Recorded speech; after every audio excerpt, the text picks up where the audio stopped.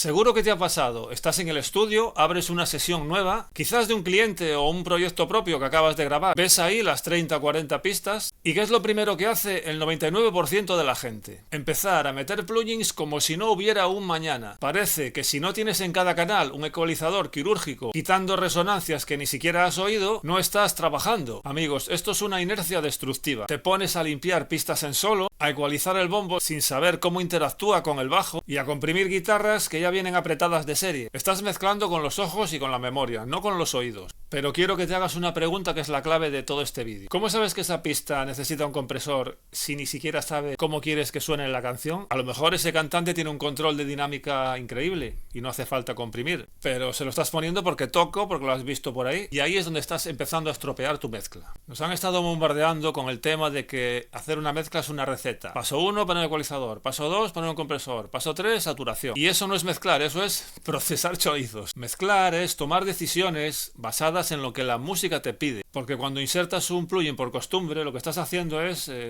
buscarte problemas, añadir problemas. Cada plugin que pones, por muy bueno que sea, altera la fase, añade una coloración que a lo mejor no estabas buscando y lo más importante, te va alejando del sonido real de la grabación. Es como si vas al médico y nada más entrar por la puerta te opera corazón abierto sin tomarte la temperatura o la tensión. Yo he estado ahí. El error viene de la inseguridad. Como no tenemos una visión clara de hacia dónde vamos, nos refugiamos en los plugins para sentir que estamos haciendo algo. Pero mezclar no es hacer cosas. Es decidir cosas. Si te pasas los 20 primeros minutos de mezcla ecualizando en solo la caja, lo más probable es que cuando actives el resto de pistas, esa caja no encaje ni a tiros. Has perdido el tiempo y has perdido sobre todo la frescura del oído. Y todo por no haber tenido la paciencia de darle al play y simplemente escuchar. Hazte estas 4 preguntas antes de mover un solo fader. ¿Qué emoción transmite? Si la canción es oscura y tú te empeñas en que todo brille y sea cristalino, te estás cargando la emoción. Respeta la naturaleza de lo que se grabó. ¿Qué instrumento lleva el peso? Hay veces que el bajo lleva el peso y las guitarras son simplemente una textura. Otras veces la voz es lo único que importa. Tienes que identificar el protagonista de la escena. Si intentas que todo sea protagonista, al final nada va a destacar. ¿Qué parte debe llamar la atención? Una mezcla debe tener foco. ¿Es el riff? ¿Es un arreglo de teclado que aparece por detrás? Tienes que saber dónde quieres que el oyente ponga el ojo. ¿Qué historia cuenta? Una mezcla es un viaje. Quizás empiece pequeña y termine enorme. Si comprimes a muerte desde el principio, matas el viaje. Mezclar es sobre todo una cuestión de jerarquías. A lo mejor esa guitarra suena fea en solo, pero en el conjunto es la que le da el carácter al tema. No busques la perfección individual de cada pista. Busca que la canción se mueva, que emocione, que te haga mover la cabeza. Bien.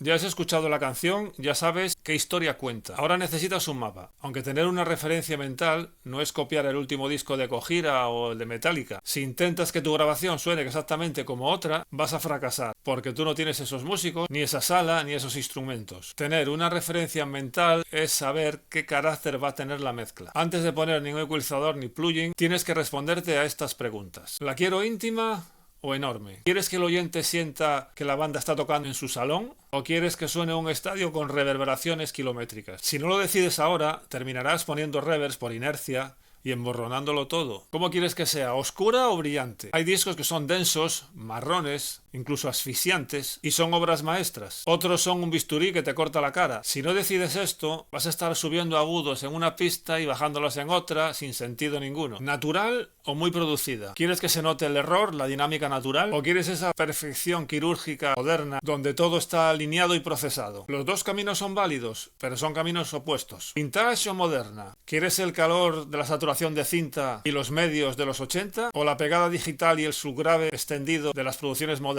¿Agresiva o relajada? ¿La mezcla tiene que morder o tiene que envolver? Si no tienes estas respuestas en la cabeza, cualquier plugin que insertes es una pérdida de tiempo. El problema es que la gente abre el plugin y espera que el plugin le dé la respuesta. A ver qué hace este preset de mezcla de guitarra. No, tú tienes que decirle al plugin qué es lo que tiene que hacer, qué necesitas que haga. Por ejemplo, si mi visión es una mezcla agresiva y oscura, ya sé que mi compresión va a ser más lenta para dejar pasar el ataque, y que voy a ser valiente recortando agudos. Mi referencia mental es la que toma las decisiones por mí. Así que cuando abro un plugin, no estoy experimentando a ver qué pasa, estoy ejecutando un plan.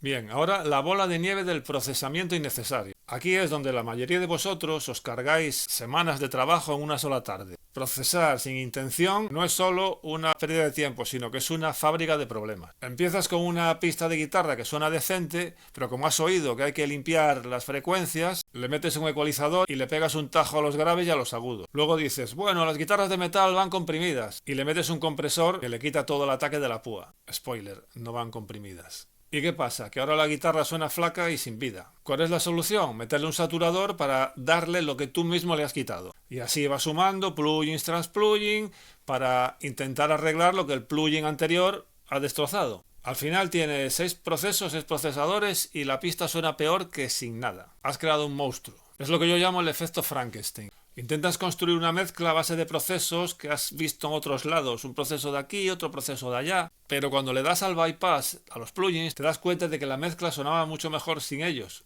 Bien, ahora la regla de oro, interroga a tus plugins. Llegamos al punto más importante de este vídeo. Así que presta atención porque si aplicas esto, tu forma de mezclar va a cambiar mañana mismo. Tienes que dejar de ser un pasajero en tu secuenciador para pasar a ser el capitán. Y esto se consigue con una norma muy sencilla. Cada plugin que insertes tiene que responder a una pregunta. Tienes que ser capaz de verbalizar por qué estás haciendo lo que haces. Si no hay una pregunta clara detrás, el plugin se queda sin poner en la pista. 1. ¿Por qué estoy utilizando esta ecualización o este compresor? No me vale un porque sí. ¿Es para dar espacio? ¿Es para controlar un pico? ¿Es para añadir carácter? 2. ¿Qué problema real está arreglando? Identifica el fallo. ¿El bajo se pierde cuando entra el bombo? Vale, ahí tienes un problema. ¿La voz suena como si tuviera una manta encima? Vale, ahí tienes otro problema. Y 3. ¿Qué espero escuchar realmente después de activarlo? Esta es la clave. Tienes que tener el sonido en la cabeza antes de que el plugin actúe. Por ejemplo, tienes que decir, espero que cuando active este 1176 la caja gane pegada y se asiente en el ritmo. Si no hay respuesta, no hay plugin. Y aquí viene el golpe de realidad. La frase que quiero que te grabes a fuego. Si no puedes responder a esas preguntas en 3 segundos,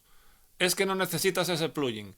Punto. Probablemente lo estés usando por miedo o por inercia o porque has visto a tu youtuber favorito usarlo. Pero poner plugins sin saber es como intentar arreglar un coche tirándole llaves inglesas desde lejos a ver si alguna le hace algo. Lo único que vas a conseguir es estropear algo que ya funcionaba. Y llegados a este punto lo voy a dejar por aquí. Este es un vídeo que quería hacerlo de una tirada, pero se va a hacer muy largo y voy a hacerlo en 2 trozos. La semana que viene tendréis el resto del vídeo. Si te está gustando, suscríbete y dame un like.